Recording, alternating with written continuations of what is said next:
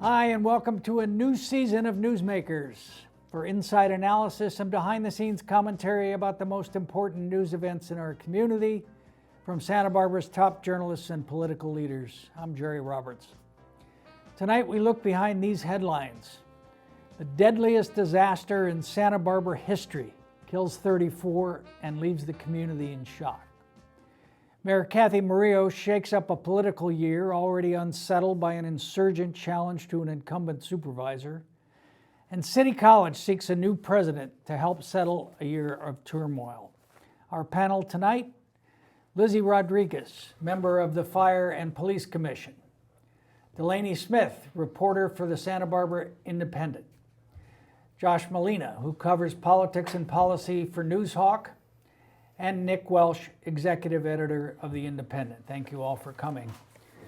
Well, the explosion, fire, and catastrophe of the scuba diving boat Conception has everybody's mind, is on everybody's mind. So before we start, we're going to have just look at some images of the boat and the aftermath and take a couple seconds of silence.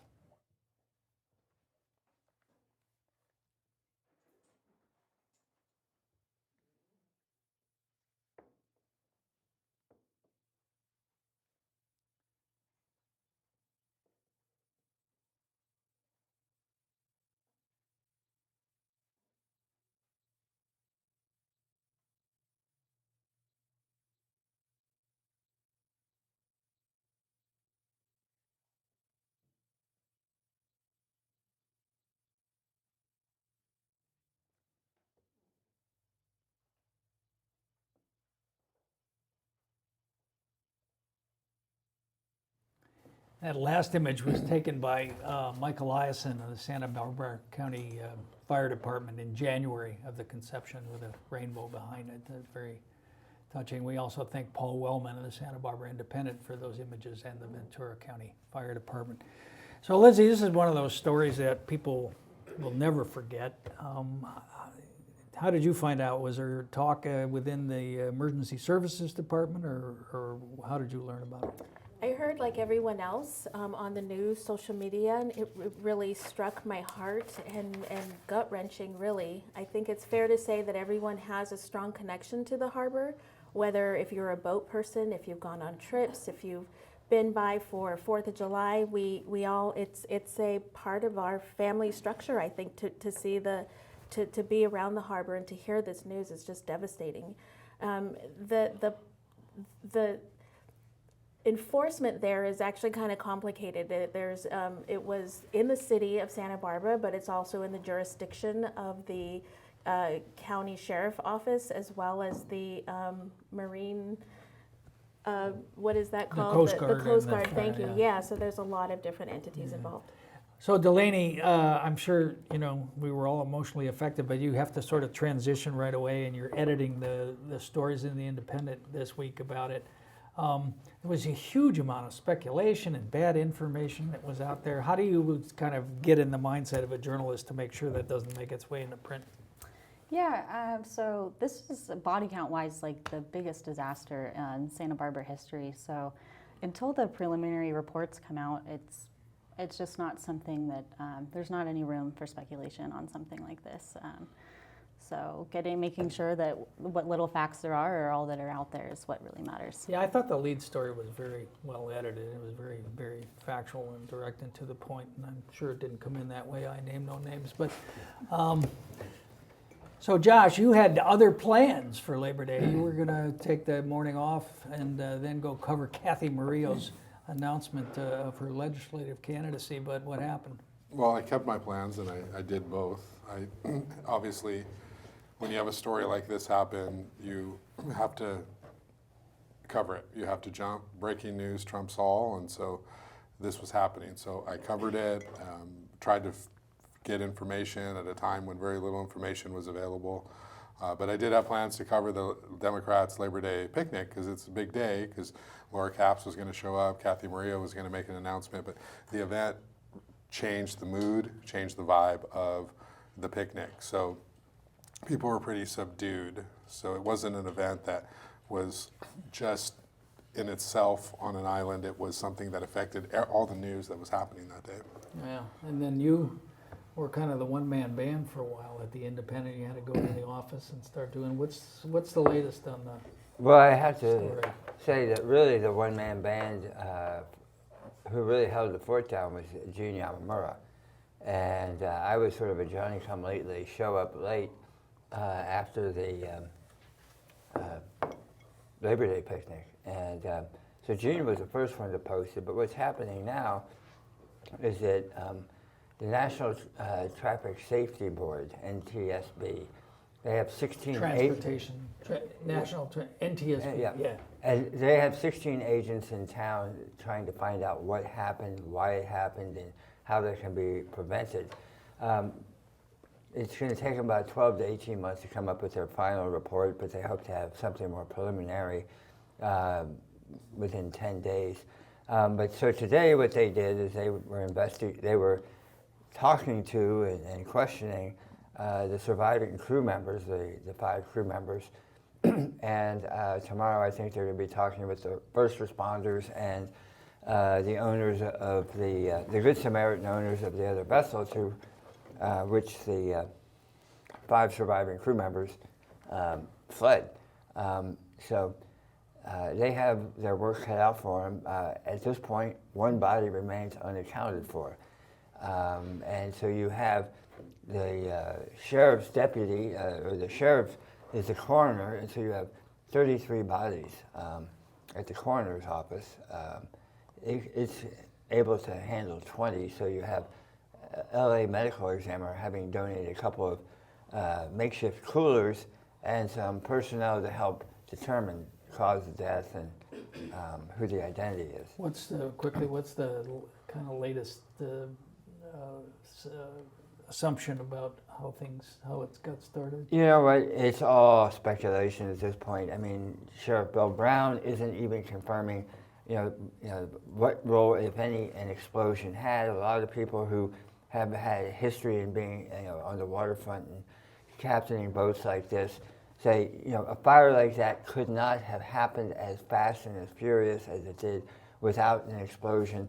The most intriguing line of inquiry I've heard has to do with lithium-ion batteries, which allegedly, and again unconfirmedly, were on the second level in the salon or the galley being recharged for the night for the last day's trip.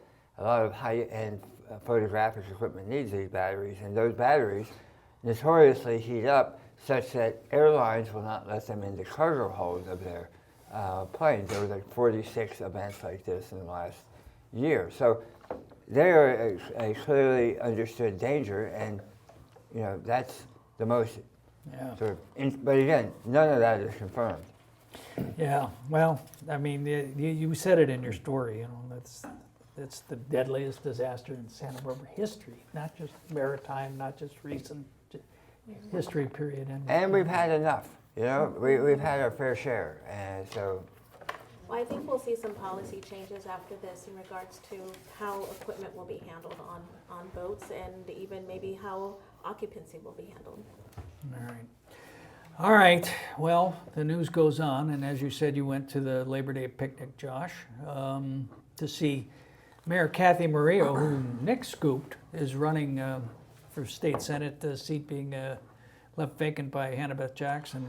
I don't really recall seeing that story. I just focus on what I'm doing. I know, you got to read other publications. I usually don't read. Just reread I don't all read your other stuff. publications until I'm the same way. Sunday night. Okay. Otherwise anyway, I just get caught so up what'd in it. Kathy have to say? So Kathy had told Nick and had told me that she was planning to run for state senate. She's thinking about it. She's contemplating it, and so she was going to announce it at the party, at the Labor Day picnic, because it was going to be a day of Celebration. fiery political speeches, right? So she was going to talk. So she was going to do that, and Gail Teton Landis, the morning of, put out an email. Democratic Party chair. Yeah, your friend, your close associate. She asked. She's a source. She wanted to change the event to be more about a time to gather because of the boat tragedy. So everybody held back. Nobody talked. Nobody decided to give their rousing political speeches. Okay, Doss Williams did talk. He did not say anything other than, we need to come together as a community because of events like this. So Kathy is telling everybody that she's thinking about running, and she's going to run for state senate if Monique Limon decides she's not to. I think it's very clear Monique is probably not going to run for senate because Kathy's going to look really foolish if she's going around telling everybody that she's running for that seat. But she told you she's running, right? No, but she said, Molina was said, I'm thinking about it, but I've never seen anybody so excited to be thinking about something. I mean, poor Kathy. I mean, it's like every time she has an event, it's like going to be really like, okay, I'm going to announce, boom, you have this horrific disaster. Then she gets sworn in as mayor. And what day was that? January 9th, the day of the mudslide. And so this is her moment, kablooey, 23 people wiped out.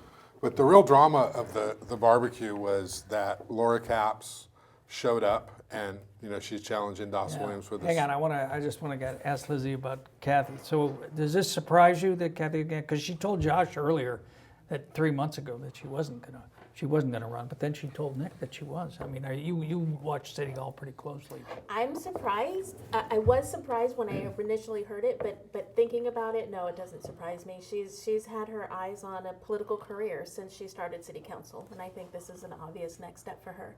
I would have thought she would have done 2 terms as mayor and then moved forward. However, if the timing's right, then it's a good time to do it. And Jason Dominguez, you're covering the first District 1 City Council race. He's also apparently going to run. Yeah, apparently he is. That was news to me, but stay tuned for that because I will be reporting on District 1 soon. All right, and Laura Capps is challenging Doss Williams in the battle of liberal Democrats. What did she have to say at the picnic? Well, it was more of sort of watching it unfold. Doss was there early. He was greeting everybody as they were signing in. Laura showed up about half an hour after the event started, and she's working the picnic table. She's working Oak Park. She's meeting people. She got a very good ovation. Did she?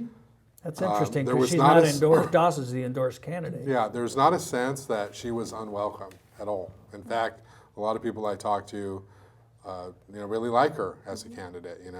They aren't really saying on the record who they're endorsing because for political purposes, and it's early. But I didn't find anybody who, other than Daraka Larimore Hall, who was outright dismissive of her candidacy. Would you give him about 12 or 14 graphs in your story to be dismissive? Well, just because you like to shut out people who aren't nice to Oh you no, I'm the doesn't one. mean I do the same.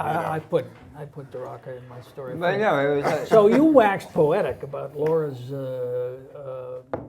campaign launch. I understand she used to roll down the hill in Mission Park.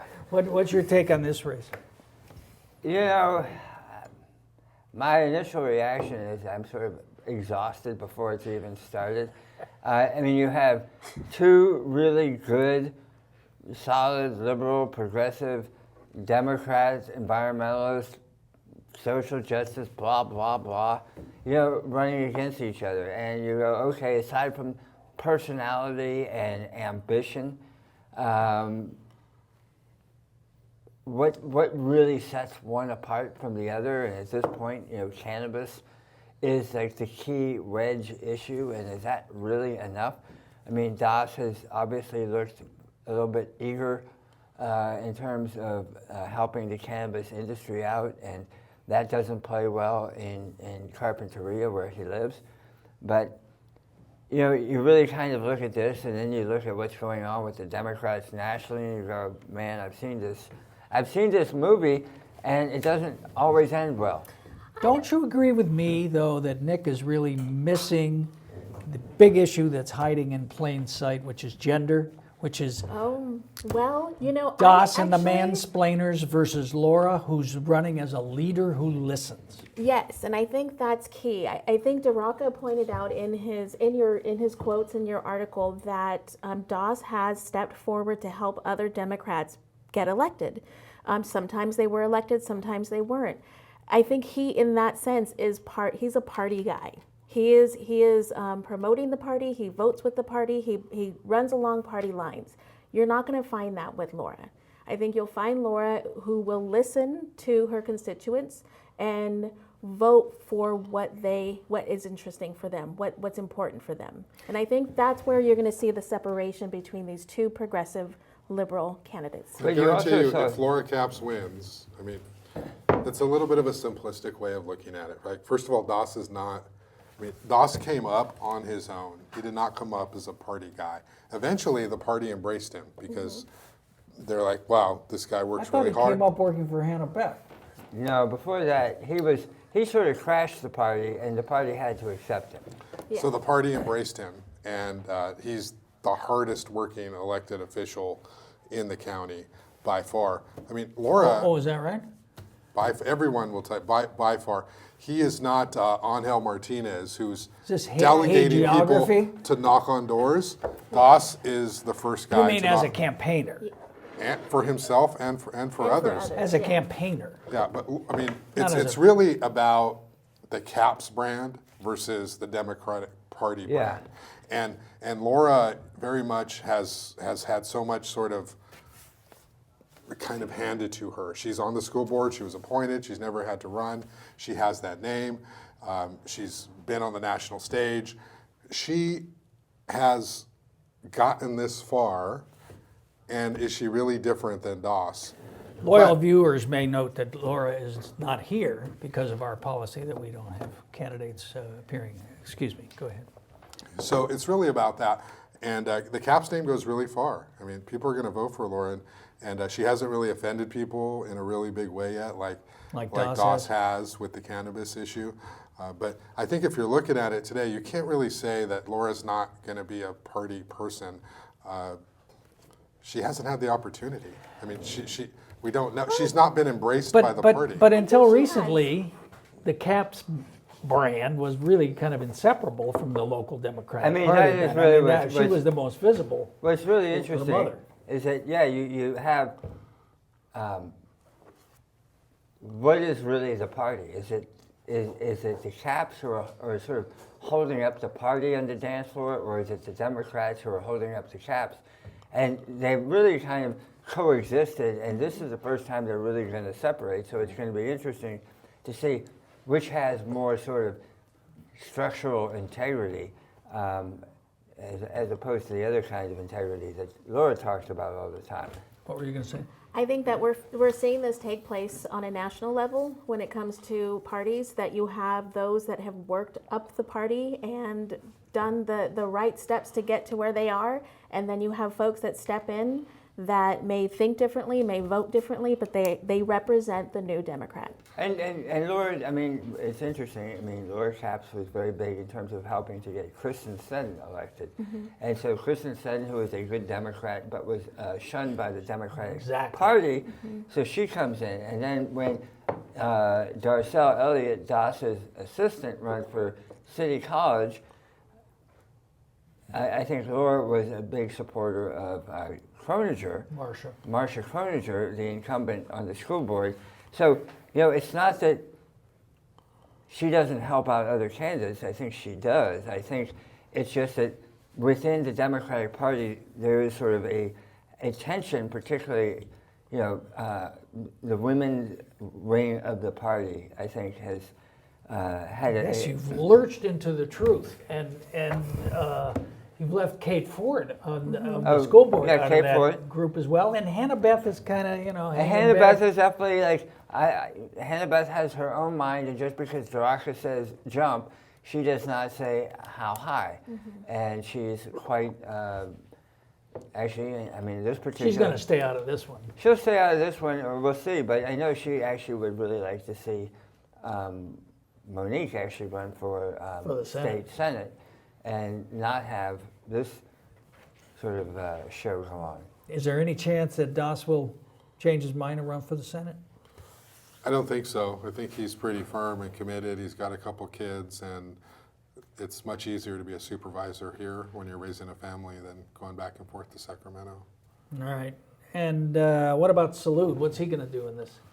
Salud Carvajal, our noted congressperson, human. He's going to wait to the very last minute. And then But he's facing a stiff challenge from Andy Caldwell. Who is Andy Caldwell? Andy Caldwell is the voice of CoLab, the Coalition of Labor, Agriculture, and Business. It's sort of a conservative, right-wing business group. He shows up at the Board of Supervisors every Tuesday, whether they do or not. He's got something to say on just about every subject. He writes a column in the News Press. He's a regular on their talk show.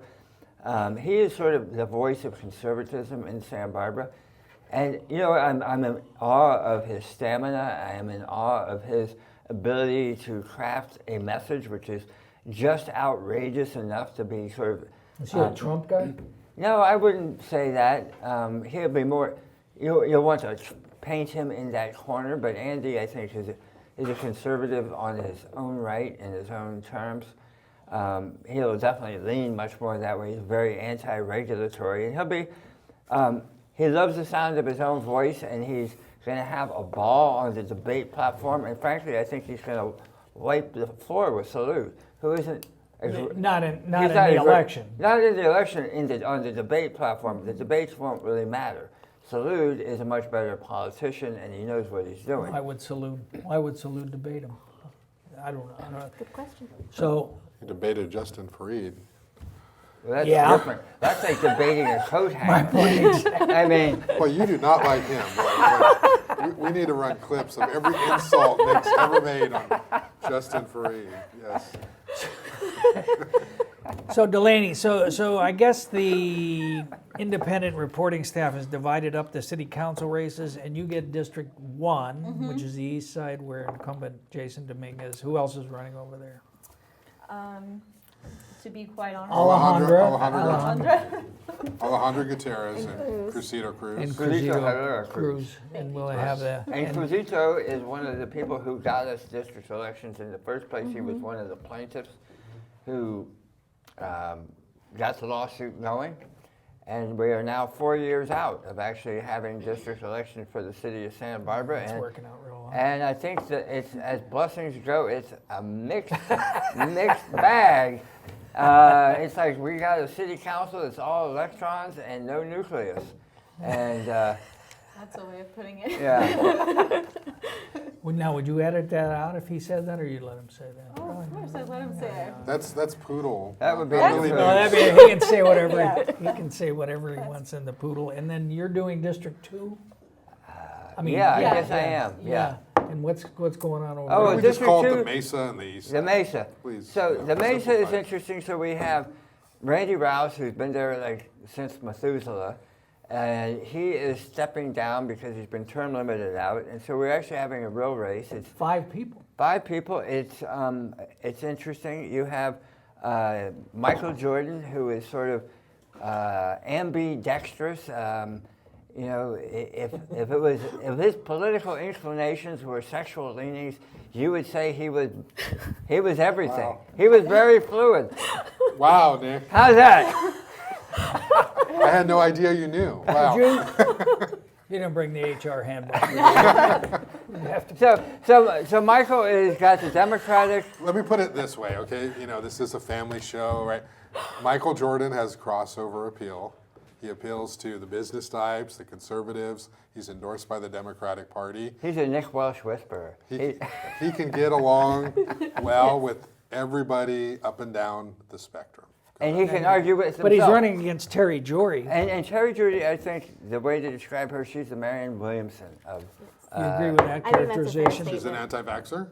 I don't know. It's just sort of how she conveys herself. There's sort of a Are you saying that Ethereal? She's ethereal heart-centered. quality. we need to change the heart before we can change politics? That's Is sort that of what kind of comes across. Also, She- Brian Campbell, Tavis, what's Tavis? Davis Boise. Tavis Tavis Boyce. He Boyce. says Tavis Boyce. Tavis Boyce he's like the And Beto Luis O'Rourke. Esparza.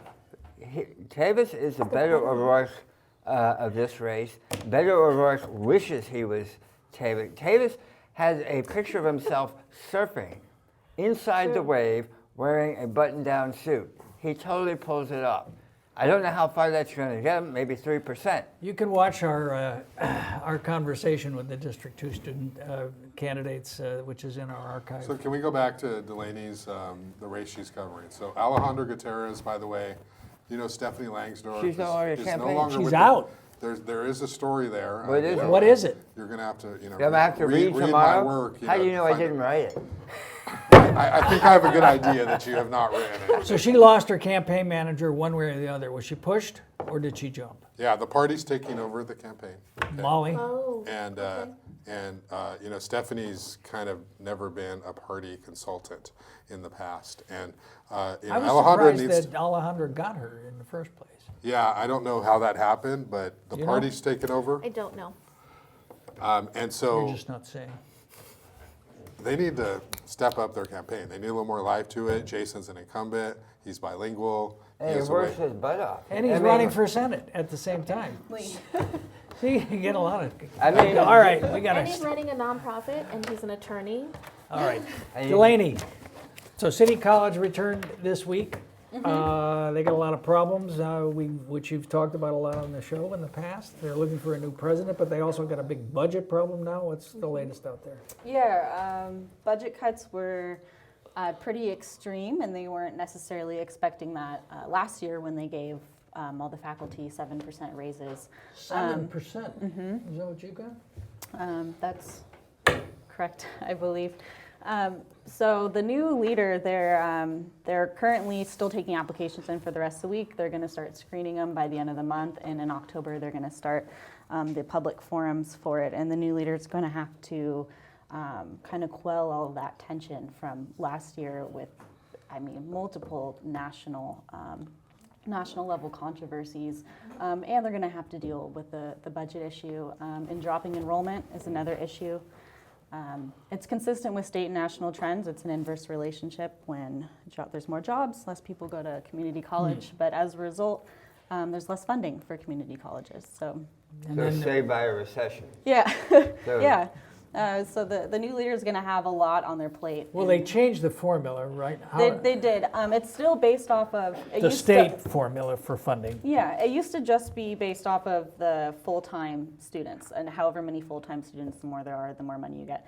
That's still partially true, but it also deals a little bit with equity now and closing the gaps. So schools where marginalized groups of students are in smaller numbers getting less degrees and less transfers, they're going to get less money for that. So in a college like City College, where we have less than 3% African Americans on campus, that greatly affects. All right. All right. Well, we'll expect you to have the scoop on who it's going to be, who the next president's going to be. All right. Well, thanks to our panel tonight, Nick Welsh, Delaney Smith, Josh Molina, and Lizzie Rodriguez. Thank you for watching. Please visit our website, newsmakerswithjr.com, to check out my blog posts on politics and media in Santa Barbara and beyond. And should your insomnia be particularly troublesome, you'll find on our YouTube channel an archive of past shows and interviews, including the District 2 candidates, Oscar Gutierrez, who's running unopposed, we didn't say that, as well as Megan Harmon.